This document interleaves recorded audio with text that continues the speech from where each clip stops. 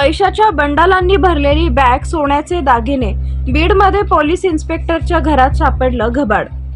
1 कोटी रुपयाच्या लाच प्रकरणातील आरोपी पीआयच्या घरात सापडले 1 कोटी रुपयाचे घबाड. पोलीस निरीक्षक हरीश भाऊ खाडे यांच्या घरात 1 कोटी 8 लाख रुपयांच्या रोकडसह 970 ग्रॅम सोने व 5 किलो चांदी पोलिसांनी जप्त केली आहे. बीड शहरातील 1 कोटी रुपयांच्या लाच प्रकरणातील आरोपी आर्थिक गुन्हे शाखेचे पोलीस निरीक्षक हरिभाऊ खाडे यांच्या घरावर लाचलुचपत प्रतिबंधक विभागाकडून झडती घेण्यात आली.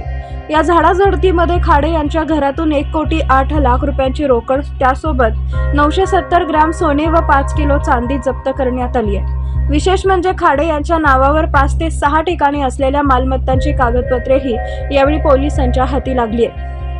1 कोटी रुपयांच्या लाच प्रकरणातील प्रमुख आरोपी आर्थिक गुन्हे शाखेचे पोलीस निरीक्षक हरिभाऊ खाडे व सहाय्यक फौजदार रविभूषण जाधवर हे फरार झालेत. काय आहे प्रकरण?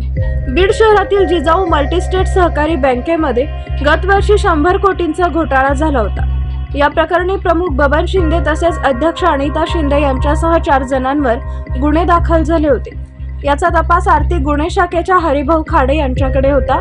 याच प्रकरणांमध्ये आरोपी बबन शिंदे यांनी 2 व्यावसायिकांना बांधकामाचे साहित्य पुरवल्यापोटी 60 लाख रुपये दिले होते. त्यामुळे या दोन्ही व्यावसायिकांची चौकशी सुद्धा आर्थिक गुन्हे शाखेकडे सुरू होती.